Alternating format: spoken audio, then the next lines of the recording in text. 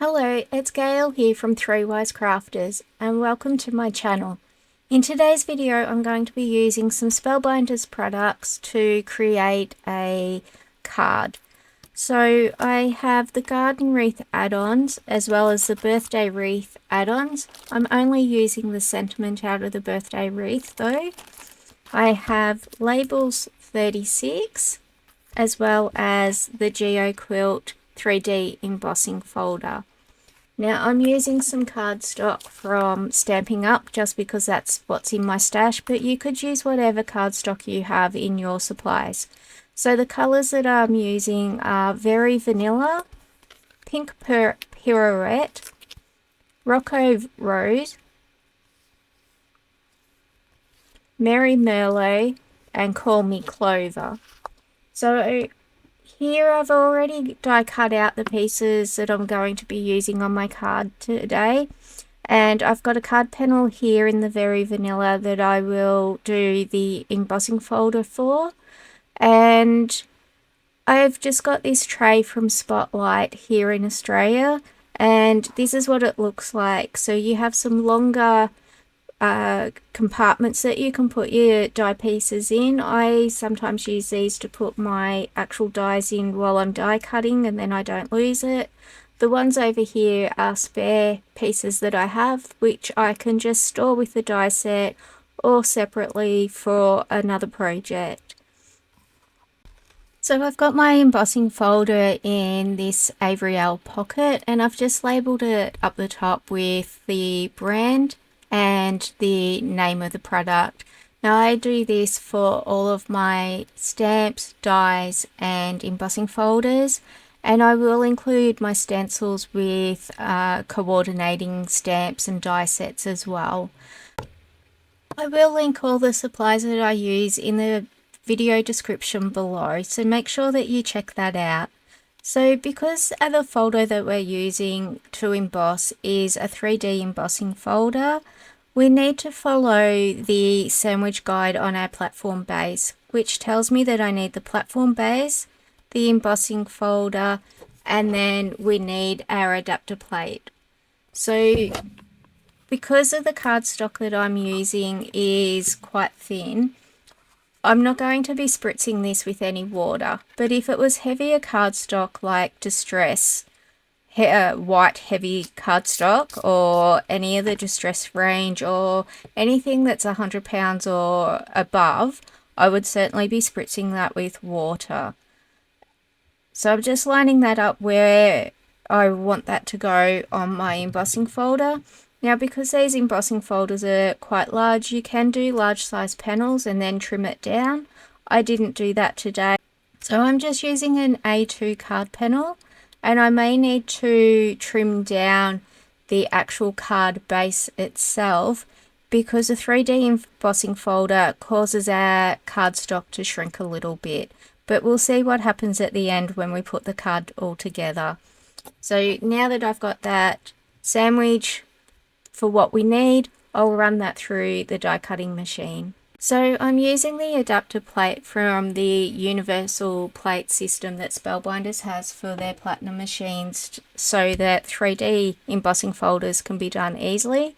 Before I got the universal plate system, I could not do embossing folders at all, and I still have trouble doing die cutting through my machine. I think the pressure in it is very, very high and I struggle to crank it through. So this is what our embossed cardstock looks like, and it's really pretty. So you could run a brayer over with some ink on it, or you could run an ink pad over the top of that and catch the high points of your embossed card panel. I'm just going to leave it blank today because I don't want to add any extra colour to the card that I'm making. So I have my Score Pal from Score Buddy here, and I have some Nina Solar White 110 pounds that I use for my card bases. Now this comes in 8.5 by 11 inch sheets that I just cut in half so that it's 8.5 by 5.5. All I need to do now is take one of those pre-cut sheets, place it onto my score palette, take the included tool that comes with it, and score our cardstock. And it's really easy to do this.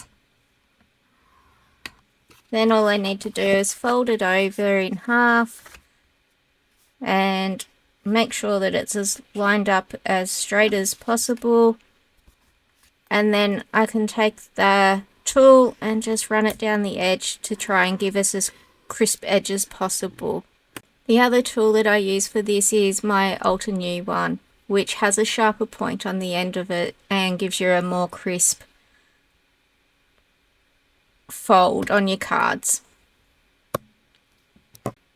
So I've got our card panel here and our card base. Because our card panel is quite textured, it's going to be hard to use double-sided tape to stick that to the card base. So I have some 3M Scotch foam tape here, and what I'll do is I will do this off camera and then I'll be back.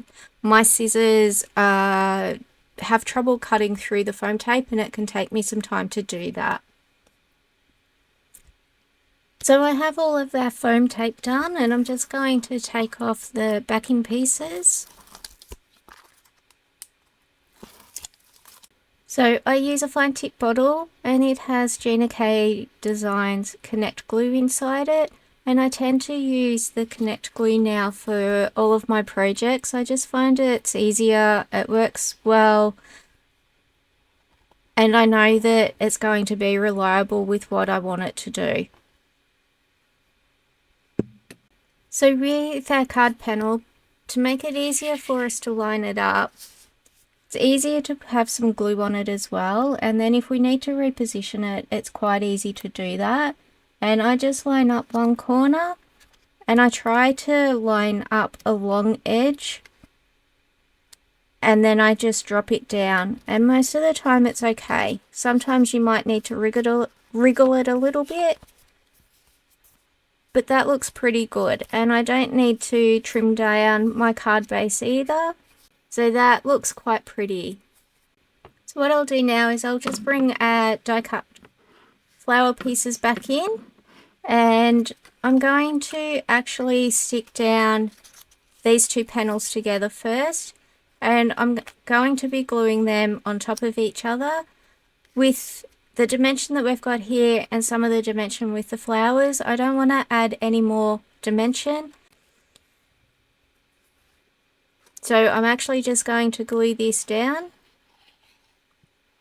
and again using the Gina K Connect Glue and trying to line this up perfectly on the first go so that we don't get glue smears.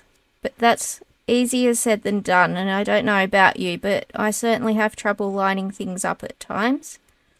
So if you do too, feel free to leave me a comment and what you do to help you line up your pieces on your cards. So these two pieces are now stuck together. If there's any seepage of glue, what you can do is use a cloth to buff that off. Don't use an adhesive eraser, it will damage your gold foil cardstock. So we can glue this down to our card panel now. Sorry, our card base.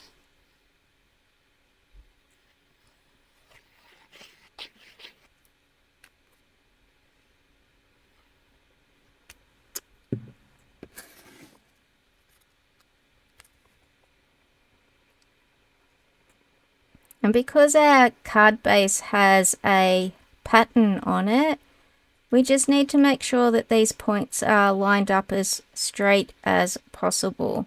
So what I'm going to do now is I'm just going to put something on top just to add a bit of weight while that dries, and set that aside while we put our die cut pieces together. So again, I'm just using the Gina K Connect Glue, and I'm just going to put a double glue in the middle, and then I'm just going to line up that piece. Now you could have done this in any colour, you could have used ink and did some blending on top.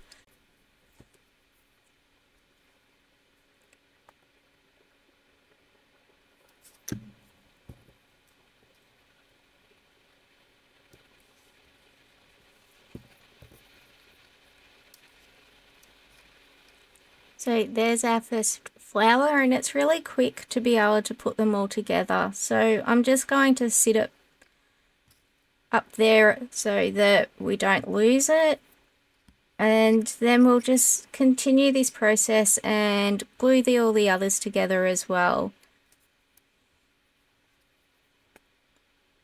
So I don't mind die cutting pieces out, so what I'll tend to do is die cut out a lot of these pieces in the same color or different colors and just put them aside for another day, and then I can sit down and just glue them all together in the colors that I want, and it makes it really easy then to put a card together. So if you don't know what to make, if you're struggling with your creativity, you can just die cut some cardstock, and at least you feel like you're making something. You might not have a finished product, but that's okay. We don't always need to have a finished product. Sometimes we can just spend some time doing some of the tedious, or what some people might think is tedious, part of die cutting, but I actually enjoy this part probably more than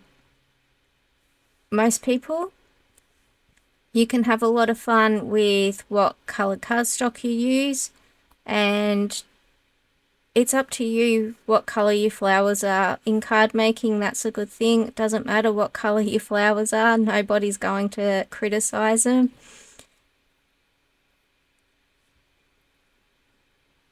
So I really struggled with the color concept for this card today. So I ended up going on and looking at the color cube that I've had for I don't know how long, and that gave me some ideas to be able to do a color combination. So that's sort of what I'm using for this card, and it actually had 4 pinks though, and I didn't want to use 4 pinks, so I used the Very Vanilla instead. And it takes away from that pure white card base that we tend to use and card panels that we tend to use, or I do anyway. Do you use a lot of colour in your cards? Because I tend to mainly stick with white card panels. So let me know what you do. Do you bring in a lot of different colour? Do you enjoy doing die cutting and putting die cut bits together like I am at the moment? Do you enjoy ink blending on your cardstock to add a bit of dimension, or do you just do the same color like I've done here on today's video? So I'm just keeping these separate because I've got some of the flowers that I want to use in a different section to others, and I'm not sure if we're going to be using all of these today, but I'll just glue them together anyway. And the Garden Wreath add-ons actually comes with 3 different leaf size, the little leaves here, so that gives you a little bit more elements with your leaves, and that you can use then to just create a different look for your cards, and that it's not all the same.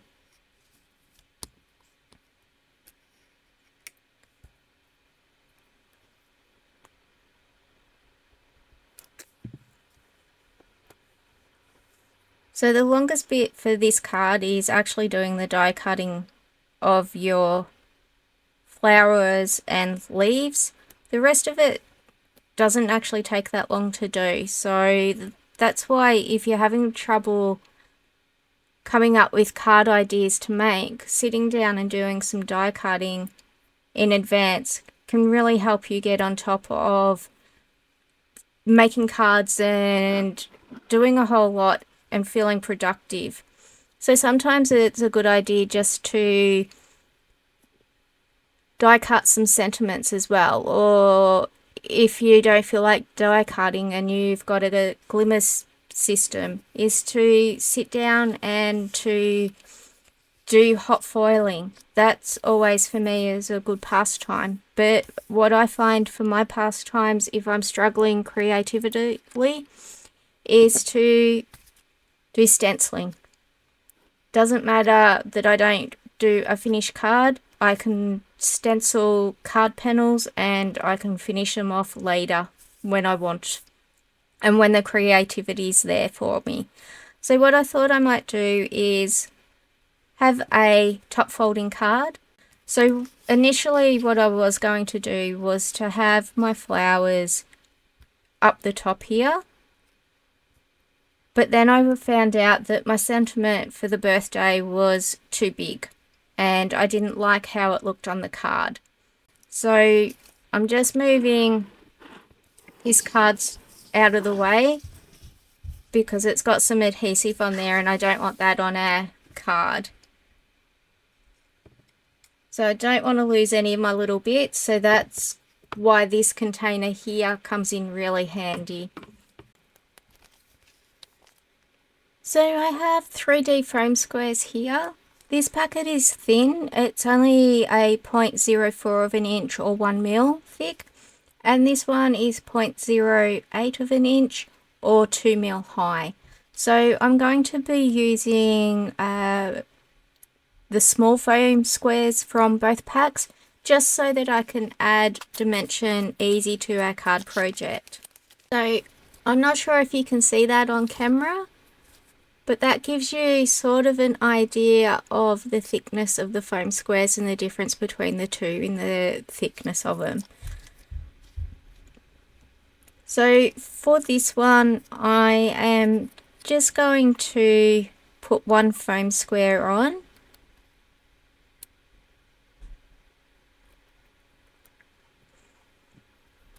And I'm just going to put a little bit of glue onto that as well, just so that it adheres a bit better to our card. So on the next flower, I would like that to be a little bit higher up. So I'm going to use one of the thicker foam squares and just follow the same process. So just putting a foam square on, a little bit of glue and putting it on our project. Now by using foam squares, that just allows our leaves, when we place our leaves on, to slip under our flowers. Now that glue, it just needs me to hold it down for a little bit.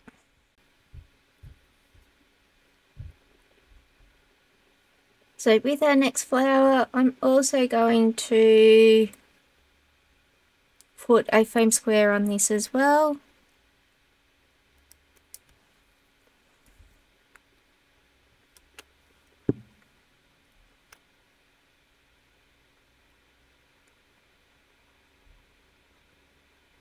And just hold it down for a bit. So we can work on putting our flowers down here now.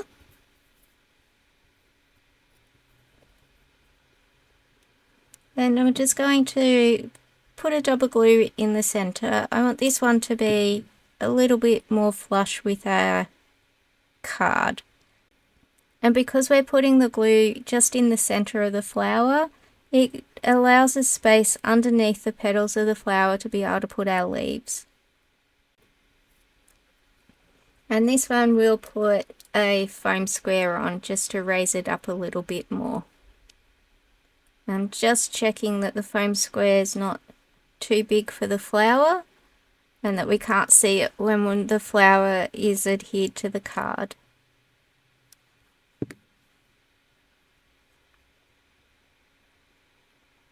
So I've got another flower glued. I'm just not sure whether I'm going to be using that on today's card or not. So what I'm going to do now is just put a sentiment down. I just want the sentiment in place first before I work out where I want the leaves to go. So there's the finished card. I hope you've enjoyed today's video. If you have, please make sure that you give the video a big thumbs up and that you subscribe to the channel if you haven't already. Now, all the supplies, as I've mentioned earlier, are listed in the description below, so make sure you check those out. Thank you for watching.